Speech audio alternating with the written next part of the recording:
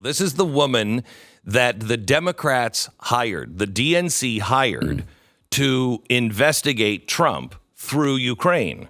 And so she wrote this is a memo from her at the DNC to Luis Miranda at the DNC.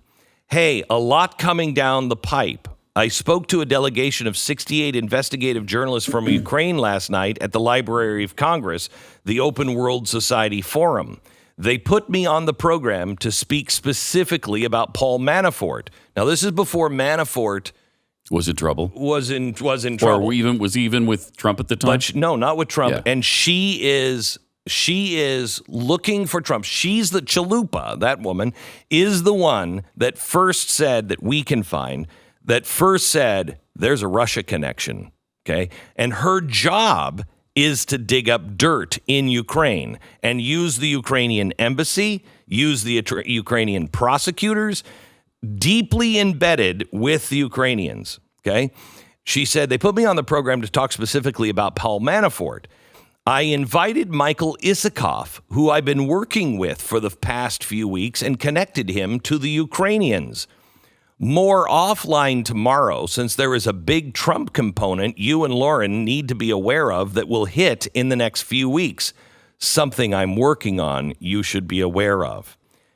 Now, you know what was crazy is the Isikoff article that came out was stuff from the dossier from Fusion GPS.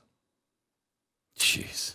So this shows that they were the DNC. So do you think they set up Manafort with Trump? No, I don't know how that happened. I mean, don't know. That's to me, that's a crazy. possibility.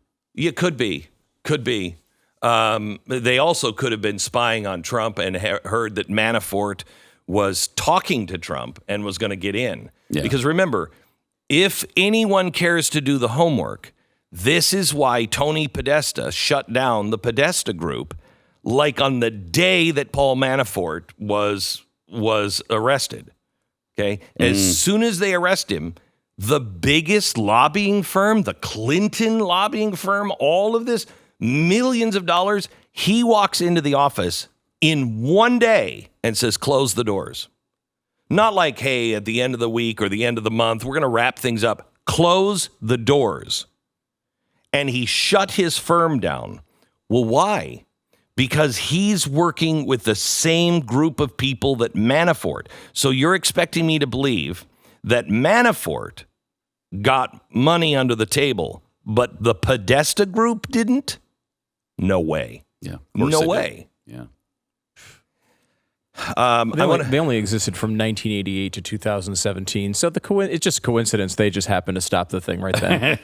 It was just one of those. It was a fly-by-night operation that was one of the biggest lobbyist firms in Washington for 30 years. Almost a 20-year fly-by-night operation. No big deal though. Yeah. No big deal. Okay, so I want to play something. This is from the guy who was tried and convicted for interfering in our election. This trial went on in Ukraine. This is the first time that we know of that this has been translated in the media into English. You tell me if this is important. This is, again, the guy who was convicted of tampering with our elections. American elections. Mm-hmm. He is a Ukrainian. They caught him on tape talking about Trump and Hillary. I'm going to translate. Go ahead, and can we roll this tape, please? Okay, did those Russians help Trump? Your people? He says, I think they did. Yeah, they helped him. Not him, but Hillary. I helped her. Yeah, you're right. Her position tottered. Well, this is how they write about it.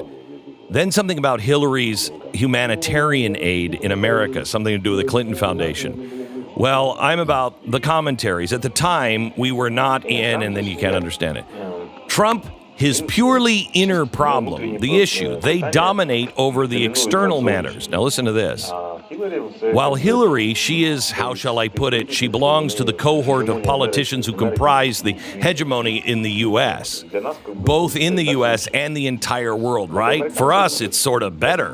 But for the Americans, what Trump is doing is better for them. Yeah. Well, we have lots of those American experts here now, then indiscernible. Well, there you see why Hillary lost the elections. I was in charge of the investigation of their black accounting records. We made the Manafort data available to the general public. So what? Well, he was in prison. Manafort was the head of the supreme headquarters of Trump, right? Then they dismissed that too, including due to the black accounting. After that, he went to jail for 80 years. How about Trump? Did he not give a crap? Everybody worked smoothly there. And when they carried out the elections, a week before the elections, the FBI reopened the investigation in respect to Hillary, so her rating dropped for 7%. And that's why Trump managed to win the elections at a pinch. I'm still unable to understand why he's fighting with the FBI. They try to catch him on the hand. If I were not the FBI, he would not have won the elections. They torpedoed Hillary's ratings for 7%. So here he is. He's admitting to tampering with our elections, admitting working with the Hillary Clinton campaign. He's actually convicted in the highest court in the land in Ukraine.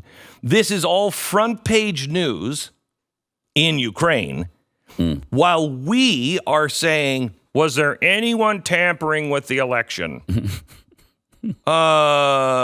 Yeah, that guy working for the DNC or working with the DNC and a woman named Chalupa. Think of that every time you hunger for Taco Bell. Chalupa. That's the name of the woman who is at the center of what really happened at our last election.